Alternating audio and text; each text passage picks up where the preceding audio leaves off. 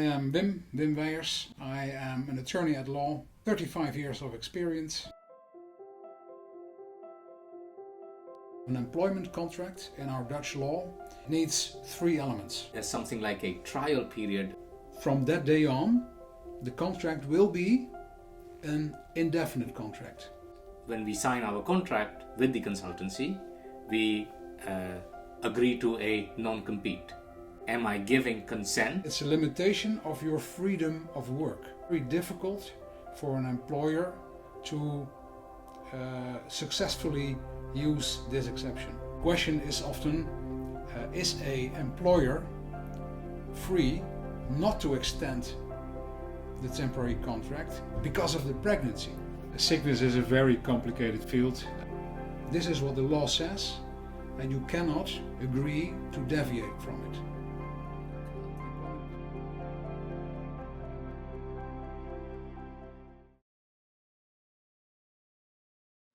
Hi Wim.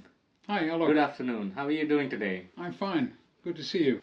Excited to be here? Absolutely. This is the first time that we will be doing something like this, so maybe I start off by explaining what we are going to do today. So we are recording the very first episode of the Eindhoven Marathi Mitramandal, or EMM as we call it, the EMM InfoCast sessions. So the idea is that we reach out to different services such as legal services like provided by yourself and your company, but also tax advisors, medical professionals that we as residents of Eindhoven might require, not during our daily routines, but when we do require them, they are rather important. You need to know the way. Exactly. Yeah. And we thought this would be a nice way to help the Indian community with providing such information through a format that is easily accessible. I like it. Yeah. I'm happy to be, the first guest in your show then. Yes, yeah. So we are also very happy that you agreed to do this podcast with us. Yeah. Maybe we can start by asking you to introduce yourself, your company, and what services you provide. Well, I'll be happy to do so. I am Wim Weijers. I am an attorney at law with 35 years of experience. My fields of expertise are corporate commercial contracts, company law, and employment. And I think employment is what we will focus on today. I do that with my firm, with my colleagues over here. My firm is called EBL Keizers. We are a business-oriented law firm in the center of Eindhoven. We work with 12 lawyers, assistants, and we work for mainly medium-sized enterprises, also private persons, and also state organizations. Apart from that, our firm is also part of Warwick Legal Network, which is a global network of law firms assisting each other when the need arises. And you also have connections in India through this Exactly, network. yes. We have a tremendous colleague firm in India. We work with them together, and because of the growing number of Indian people in the Netherlands, and especially in Eindhoven region, we started with an India desk last year, trying to provide legal services, legal support to the growing Indian community, which makes a lot of fun. I've met quite some nice people. I met you last year and your colleagues from EMM, and it's apart from very nice thing to do, also an occasion to learn from other people, learn to look at things from another angle, and to be in touch with other cultures. That's what I have always liked very much as a part of my practice. So today the topic of discussion is about employment, and maybe I can give a bit of context on why this topic. So most of the Indians in the region of Eindhoven and perhaps even Netherlands have come typically as a highly skilled migrant. Yeah. Or you could say you came as a student, you did your graduation, and then you decided to stay back again as a highly skilled migrant. Yeah. And therefore, employment becomes a very important aspect. And what we thought we could discuss today is what should people know about when it comes to looking at an employment contract, understanding what are the terms of employment here, and what are the traps that you don't want to fall into, maybe. Yeah, so the things that you should just be watchful about. The essentials. The essentials, Yeah. indeed. So I guess the first question is, can you explain to our audience what are, say, the essential parts of an employment contract that we should look out for when we are starting a new job? Great, good. I think that's an excellent question to start the focus on the, let's say, the broad topic of Dutch employment law, which is highly regulated in the law, in the civil code, and in all kinds of regulations. The main thing to know is that the definition of an employment contract in our Dutch law needs three elements to speak on about an employment contract.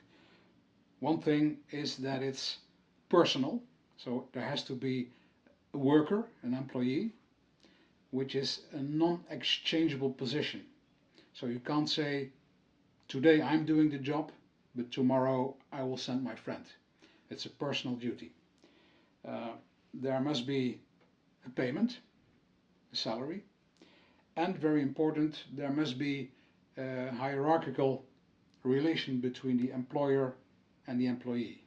So a distinctive feature of an employment contract is that the employer is entitled to instruct the employee, which is maybe self-explanatory, but think about other ways of cooperations between people in which it's more horizontal and there is no entitlement to instruct, to give an instruction.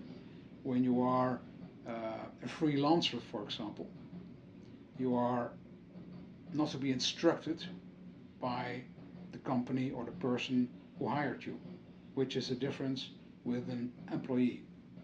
Now this more or less, you might say, vertical structure of the employer and the employee means that a strong focus of Dutch employment law lies on employee protection.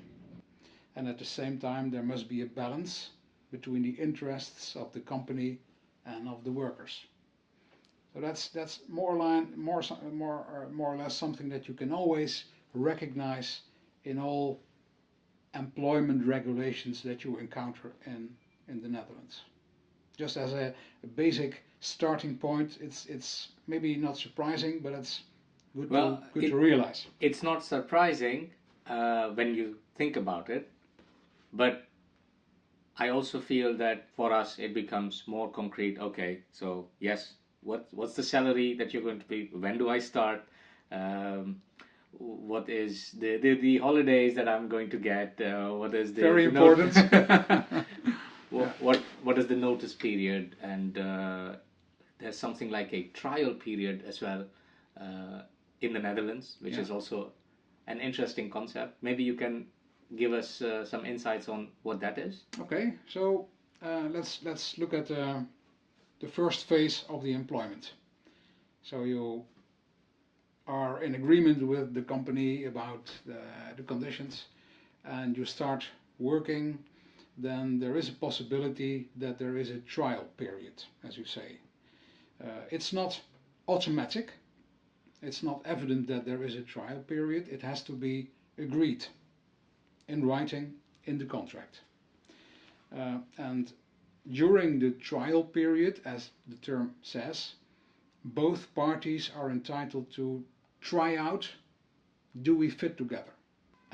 That makes the position of the employee quite unsure during the trial period, because the employer can terminate at any time, and therefore it's strictly regulated. That means that there is only a trial period during 1 month, and that's only allowed for employment contracts with a minimum duration of 6 months. So when you would have an employment contract for 3 or 4 months, there cannot be a trial period. You can do 2 months trial period for employment contracts with an indefinite duration. Okay. But it's normally employers would start with a temporary contract. Yes, so I have also seen that when you would apply for a job in a company, they will typically give a contract which is only lasting for 1 year. Exactly. And after that, you can go into a renewal of the contract, and then it can be either for another 1 year or also for an indefinite period. Exactly. That's what you now say is the basic system of our duration of contracts.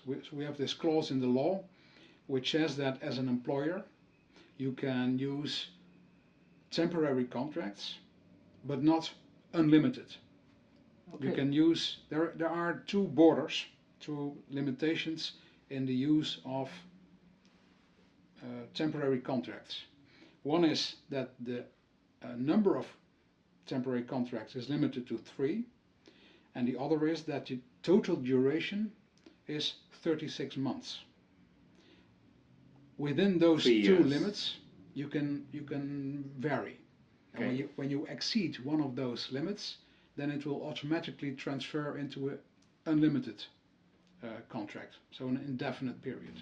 And what does automatically here mean? Because I can imagine when you have a contract which says a fixed term, that is, it ends automatically at the end of that term. Yes. So, in this sense, automatically means that when one of these 2 limits, 3 times or 36 months, is exceeded, from that day on, the contract will be an indefinite contract. Any new contract or even the existing one? Even the existing one. So if I had my first contract for 1 year, the second contract was for 1 more year, and the third contract they gave me for 2 years, the same employer. Yes. Then actually, by law, at the end of the 3rd year, even though I only have a contract which is 1 more year, exactly, it automatically converts into a indefinite contract. Absolutely right. Even if the parties do not realize it, or when they did not intend to do it, because that's typically compulsory law. This is what the law says, and you cannot agree to deviate from it. Okay. Employment law has compulsory parts and non-compulsory parts, but this is strictly compulsory.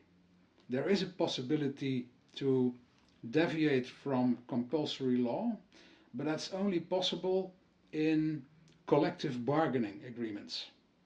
Yeah. So agreements which are negotiated between trade unions and businesses. Like a or collective labor unions. agreement. When you said that we go from a fixed term contract to an indefinite term contract, what does that mean in terms of what an employee is entitled to? Or does it change? Do different rules apply then? Yes, of course, because that's the explanation why the difference between a temp contract and an indefinite contract is so important. The main advantage for an employer to use a temporary contract is, as you said before, that it ends automatically at the end date, which is not the case with an indefinite contract, because an indefinite contract can only end in a limited number of ways. One of which is when the parties agree to end, but then the consent of the employee is necessary. Another one is when the employer asks for a state permit to terminate the contract. But that's quite a complicated procedure, which takes some time, and it's not certain that this permit will be allowed. So an employer will have a natural preference to use the type of contract that will end automatically. This is this balance between the interests of both parties. So the legislation says it's important to allow the company this option, but only within certain limits. So a takeaway would be that a indefinite period contract offers more stability to the employee, also through the law that is underlying the relation between an employer and an employee. Absolutely, yes. So that's this employee protection, which is based in the civil code. We talked about what someone needs to think when you start working for a company and how the terms of the employment change after spending some time. Yeah. But how about if someone has to go through a termination? Can you tell us a bit about things like a notice period, how it changes based on the number of years someone has? Yeah, sure. So the notice period is only applicable for indefinite contracts, right? Because the temporary contracts end automatically, as we discussed. Really? So if someone is working for just a year on a fixed term contract for a year, that person cannot be terminated with a notice period of 1 month? That's a good question. In principle, he cannot, but it is possible that in the 1 year contract it's agreed that an intermediate termination is possible. So we have a 1 year contract, but with that clause in it, it would be possible to terminate within the 1 year time frame. Oh, okay. This is complicated. It's better for the employee because it would allow him or her to terminate the contract sooner than after 12 months. That could be interesting if you have a job but you can go to a better job. So in that case, if you have this authority to terminate in advance, you can say after 6 or 7 months, I wish to change jobs and I terminate the contract even if it has not yet taken 12 months. Right.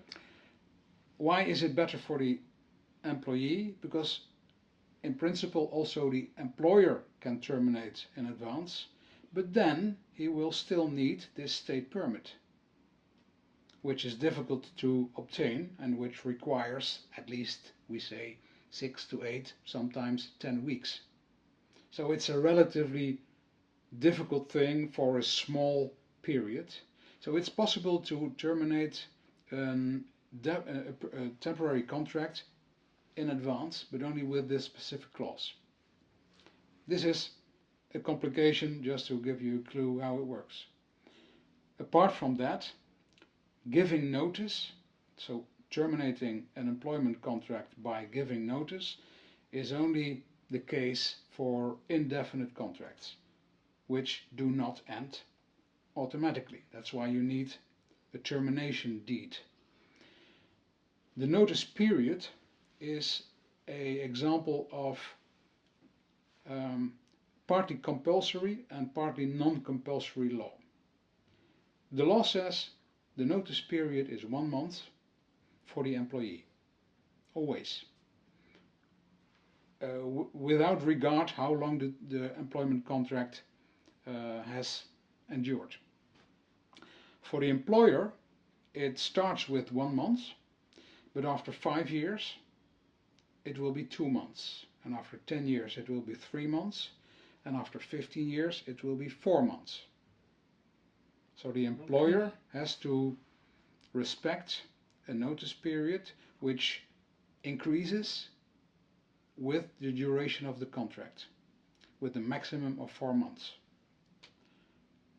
For the employee, it will be always 1 month. So even after 15 years, yes, an employee can give a month of notice and decide to terminate the contract. Exactly, without having any need for a permit.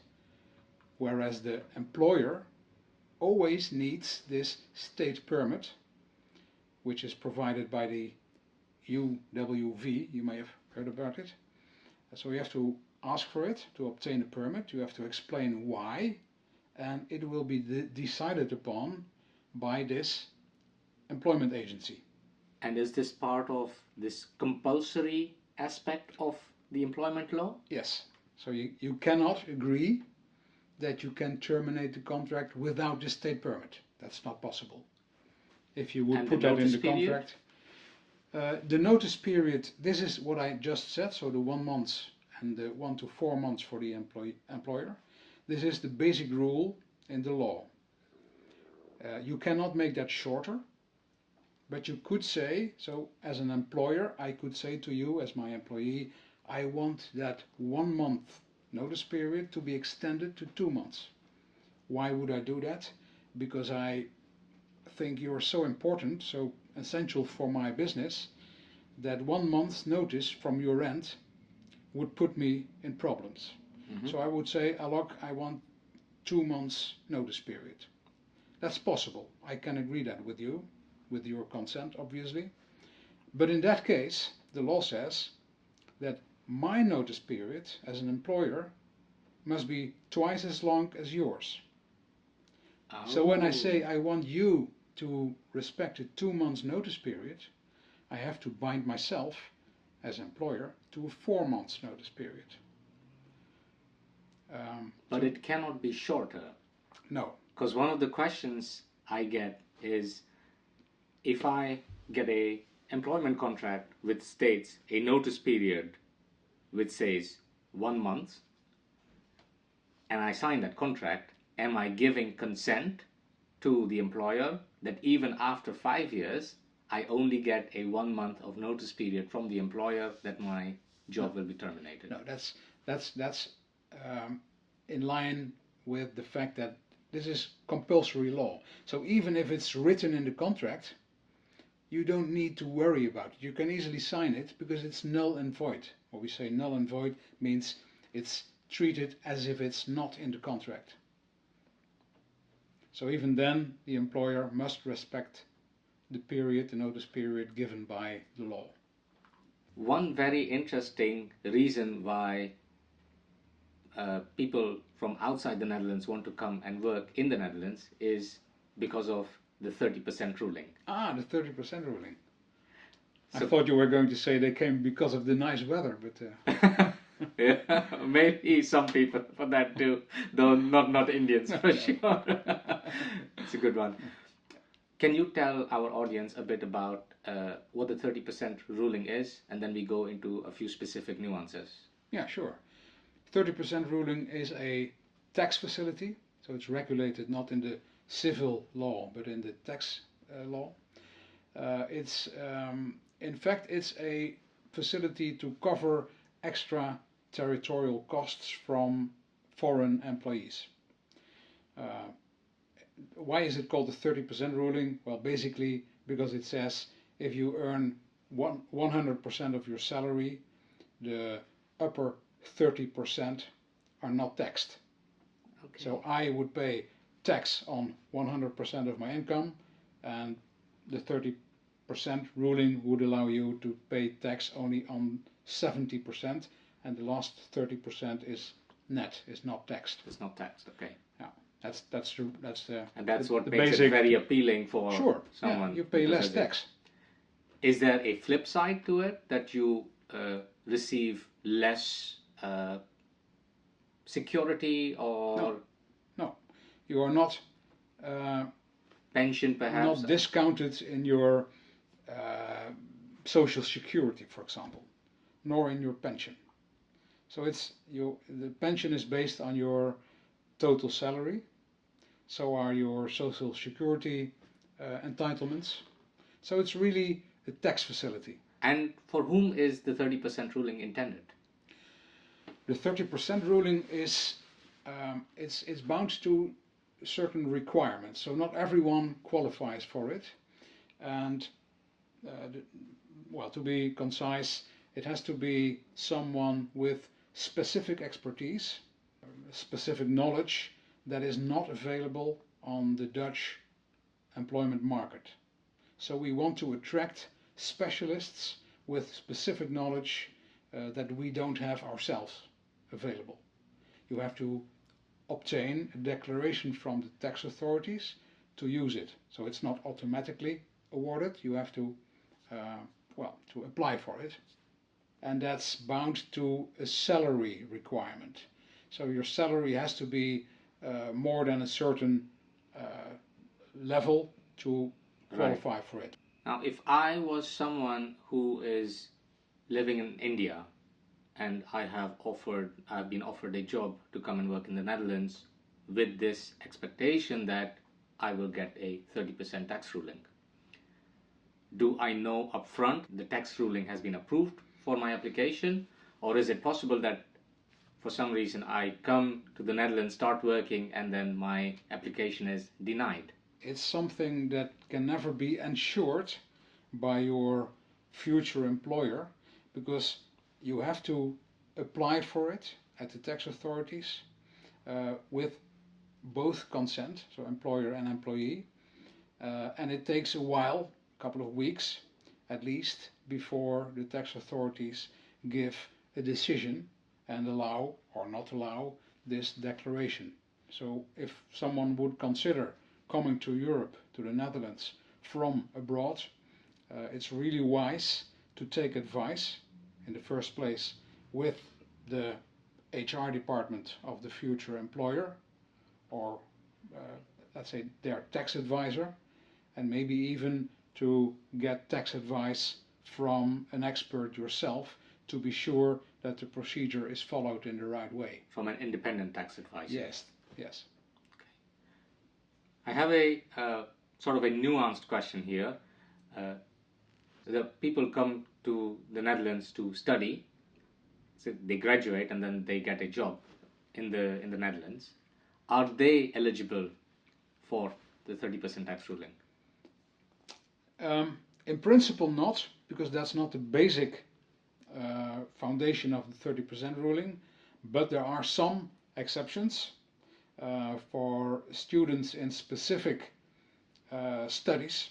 They must be, for example, physics or math, but specific students. Computer science? I'm not exactly sure what studies will be able to profit from this 30% ruling once you graduate, because the normal situation is that you come from a job as a specialist, a paid job abroad, and then you come to Holland and you can qualify for the 30% ruling. But for specific studies, these facilities exist, but as an exception on the main rule that you come as a experienced foreign worker. So if you are not sure which studies qualify for it, it would really take personal advice in your situation to see if you can take profit of it. And where could a student seek such an advice? At least in any case from the tax authorities, because they also provide advice on this. But I can imagine that you want to be sure to have an advice not only from the tax authorities, so that would be again from the HR department or the tax advisor of the company that you want to work with, or again from an independent tax advisor. Can you tell us a bit about non-compete and non-solicitation clauses and laws related to that here in the Netherlands? Yes, that's a hot topic, I would say. It's something that we come across a lot in our practice, many questions about, and quite some litigations. You mentioned the non-compete and the non-solicitation clause. it's important to know that there is just one section in our civil code. So it's both considered to be a non-compete clause. Oh, really? Because Okay. the definition of a non-compete clause is any clause in an employment contract which would limit the employee after the employment contract to work in whatever way he wants. Okay. And the non-compete clause in the classic form is that the employer would say you are not allowed to work in this industry for one of my competitors. Exactly. When you leave my company. Right. Non-solicitation would be that you are not allowed to work, for example, for a client Exactly. of your former employer. Non-solicitation could also mean that you are not allowed to ask a colleague who is still working for your former employer to join you in your next company. You could discuss whether that last one is also a non-compete. But in general, you have to know every clause that would be some kind of an obstruction for you to work freely for whoever you want is a compete clause. It's a limitation of your freedom of work. And that's why in the Dutch employee protection focused employment law, compete clauses are limited. I'll just try to explain the basics. So the law says it's possible to have a compete clause in an employment contract. It's not forbidden, it's possible. With an exception of temporary contracts with a shorter duration than 6 months. Okay. So in that case, there is no compete clause possible. In fact, the law says compete clauses in principle are only allowed for indefinite employment contracts. Oh. But there is an important exception that also for temporary contracts it's allowed, but in those cases the employer must motivate why a compete clause is very important. He must write down in the contract why compelling business reasons are justifying to include a compete clause in a temporary employment contract. So a practical case for many Indians here would be that you start working for a company, say a consultant, and the consultancy will only offer a fixed term contract. And you might want to say, hey, after my fixed term ends with this consultancy, I actually go and work for the client that I actually did the work for. Yeah. And that is where a lot of times when we sign our contract with the consultancy, we agree to a non-compete. In a limited period contract. Okay, then the main rule is that's not under Dutch law, it's not allowed, because it's only on an indefinite contract, with the exception of these compelling business reasons, which must be written down in the contract and which must be, let's say, tailor-made on that specific situation. Why for you as an employee the employer has a compelling business reason, even if it's a temporary contract, to bind you on a compete clause. The case law on this shows that it's very difficult for an employer to successfully use this exception. So what you're saying is that if I am working for an employer on a fixed term contract and I go and work for a client of that employer, I can actually go and work for the client of my current employer after my fixed term expires. Well, what I want to say is that the test in this situation, because you work on a fixed term contract, the non-compete is only possible with this strict motivation in it why your employer has a compelling business reason to keep you to this compete. And the tests if this business reason, this compelling business reason, is really compelling enough, is ultimately made, when the parties do not come to some kind of an agreement, is ultimately made by the court. And that's the sensitive thing in this topic, to have ultimate surety that you can freely go to the client of your employer. You would need a verdict of the court saying, are you free to go or not?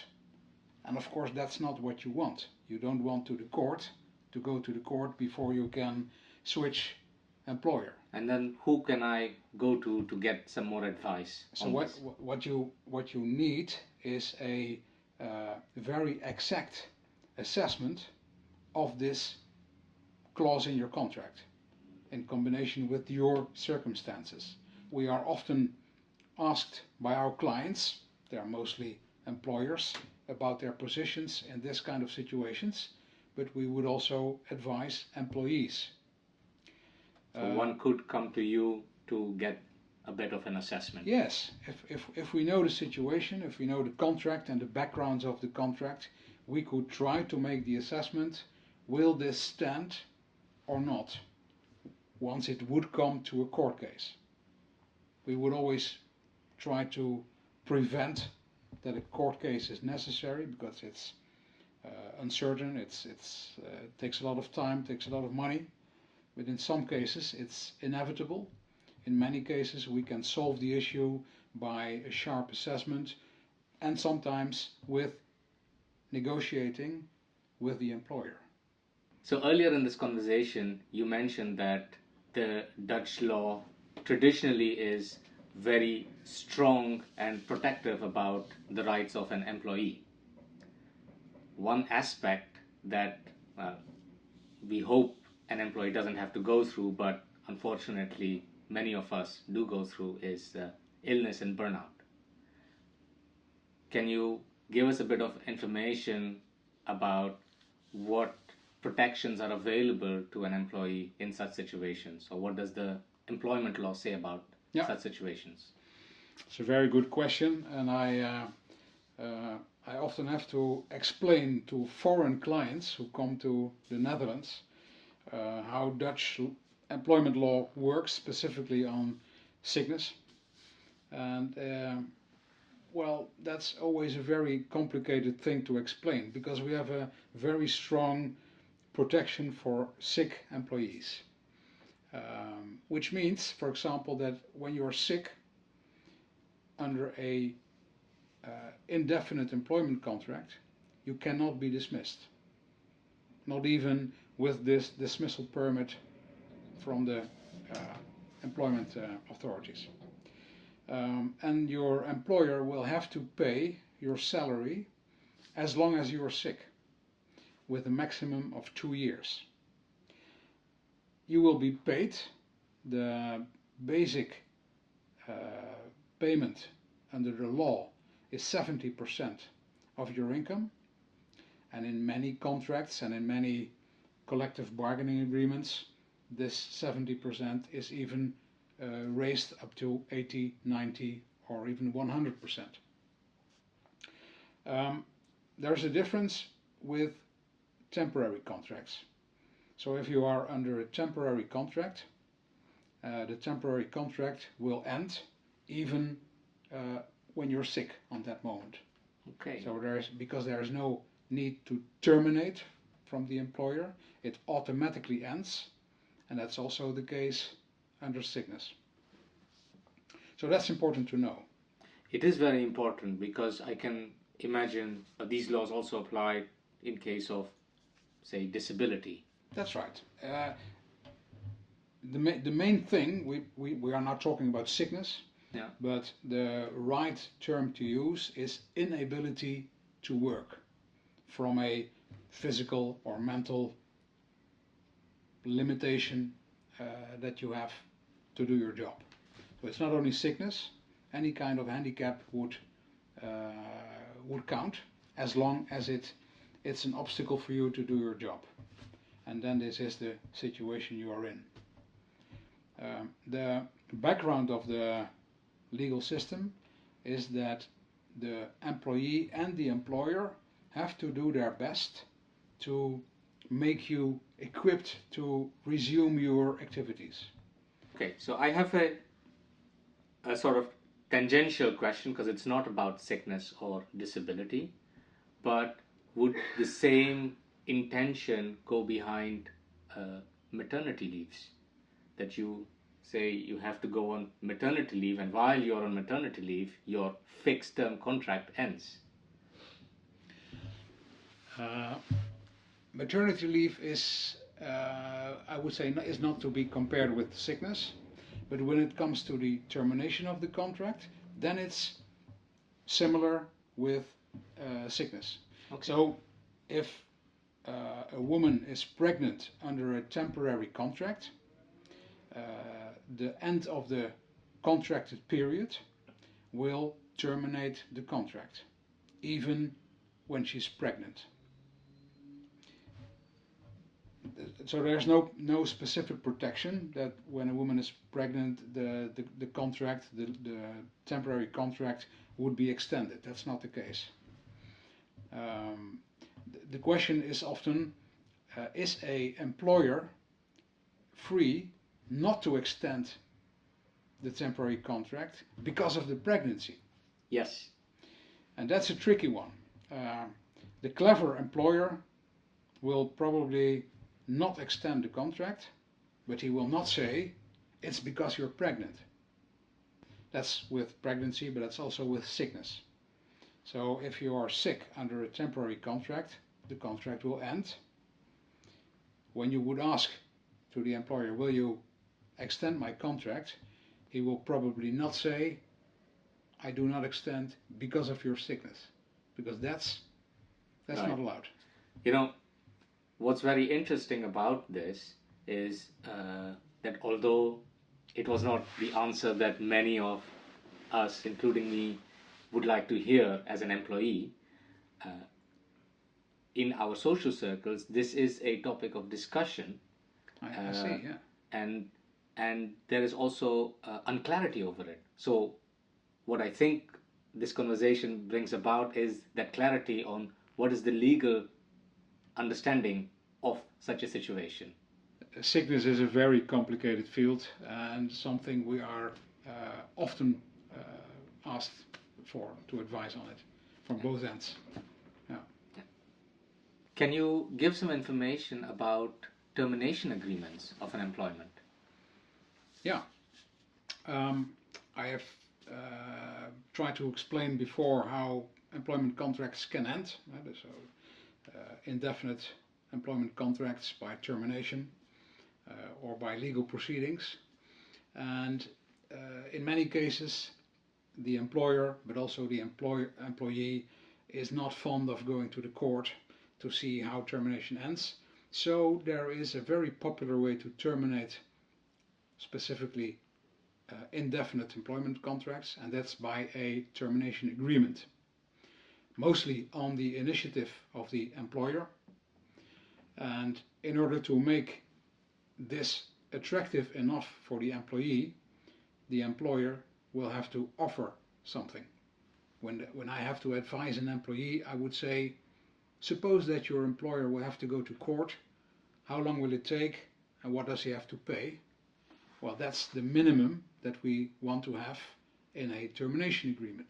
It's used very frequently in practice because it gives the party certainty about how and when the contract will end with low costs, because it's only drafting a contract. You need some legal guidance in that, but it's more easy and less time and money consuming than go to UWV or to the court.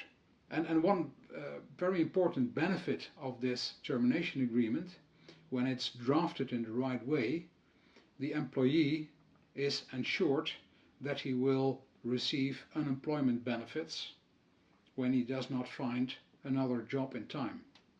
when the contract is drafted in the right way, and when the employee qualifies for unemployment benefits. One of the things you will talk about is the amount to be paid to the employee at the termination. Indeed. We have a clause in the law which very precisely defines this amount. It's called the transition compensation. And the formula in the law basically is that you are entitled to 1/3 of your monthly salary for each year that you worked for the employer. So, for example, if you worked for 6 years, that would give you an entitlement to 2 months of salary as a termination payment. In addition to the salary I would get for my notice period. Exactly. And even sometimes as part of the termination contract, employers could say you don't need to work during the whole notice period. Maybe the relationship is not that good anymore. So sometimes they would say, I put you on so-called garden leave. So you don't do your job, but you still get paid. In India we say you're put on the bench. Put on the bench if you have a nice bench, yeah, right. And the termination payment comes on top of that. Okay. And would an employee be allowed to already start working for another company during that period? Yes, it depends. And it depends on what is contracted, so what's in the agreement. Let's say an employer would mostly put in this termination agreement in which he would pay a termination fee as a condition that on the moment that you signed the contract, the termination contract, you as an employee did not already have a new job, because that's meant to be a compensation for the risk of being unemployed. But that's a matter of negotiation. You can freely agree on it. And once you are, as you say, put on the bench, well, you have your time available, and then you can enter into a new job, depending on what is contracted in the termination agreement. So again, this is something that you would need to take some legal advice upon, to be sure that you do it in the right way. As an employee, I could avail some legal advice on the matter. Yes, it's certainly advisable, and a good employer would also advise you to take legal advice before signing the termination agreement. An independent legal advice. Yes, an independent legal advisor. And in quite a lot of cases, the employer will also give you some compensation for legal costs. That's a negotiation point, but we often see that in these contracts there is a compensation for legal costs, limited to a certain amount, just to be sure that the employee is well advised before signing this agreement. And an important part to add is that the law says, compulsory law, that the employee will have 14 days the time to retract from the termination agreement. Like a cooling off period. Exactly. So after you sign the contract as an employee, you have still 2 weeks time to say, well, that was not so clever, I don't want to do it, I put a cross. Right. I can nullify the contract, more or less. Okay. Yeah. So now we are heading to the last segment, but also a very interesting segment of this podcast, and that is concerning holidays. Holidays, wow. Yeah. We all love holidays, do we? We do, absolutely. So, does an employee have a right of a minimum number of holidays in the Netherlands? Yes, absolutely. There is a minimum quantity of holidays in the Civil Code, and it says that you are entitled to 4 times the number of hours that you work per week per year. So the basic standard situation, you have a full-time job, you work 5 days a week, 8 hours a day, so 40 hours work week, Yes. would mean that you have 4 weeks holiday entitlement in a year. That's the legal minimum. 4 work weeks, so that's 20 days. 20 working days. 20 working days. Okay. That's the legal level that you cannot go below. Okay. In many cases, however, employment contracts give you more than 20 days on a full-time basis. For example, 24, 25, up to 30 days would be, rather normal. But it depends on the situation, on the industry, and, for example, on collective bargaining agreements. Okay. And does an employee have the complete flexibility to choose when to take a holiday and how long to take that holiday? Not complete. There are some limitations in that, depending on what the employment contract or there are sometimes employment guides within companies which contain some limitations in the freedom you have. For example, there may be a clause in your contract which says that certain days in a year are appointed as holidays. That can, for example, be the Friday after Assumption Day. That's a typical one. That often business say, well, that's a holiday for everyone. Or between Christmas and New Year's. Yeah, that bridge days. Right. So the company can force the employees. Force is a strong word, but yeah, they could say 2 or 3 days we appoint as holidays for all of us. Okay. Yeah. And is there a possibility of transferring holidays from the previous year to the next year, or even in fact using holidays from the next year in the current year? So that's a very good question. Many questions in practice about this. The idea of the legislator is that you need holidays to recover. So you cannot freely take all the holidays to the next year. From those compulsory 20 days that you are entitled to as a full-timer, you can only take unused days to the next year, but you have to use them before the 1st of July, so within the first 6 months of the new year. Otherwise, you lose them. The additional holidays, so on top of these 20 days, you can take them with you to the next year, and you can use them for 5 years. For 5 years? Yes, because the idea is then you have already used your 20 days. That's the minimum you need to, let's say, to take rest. The second part of your question is, can you use holidays in this year that you only are entitled to next year? So the other way around. Yeah. That's not an entitlement.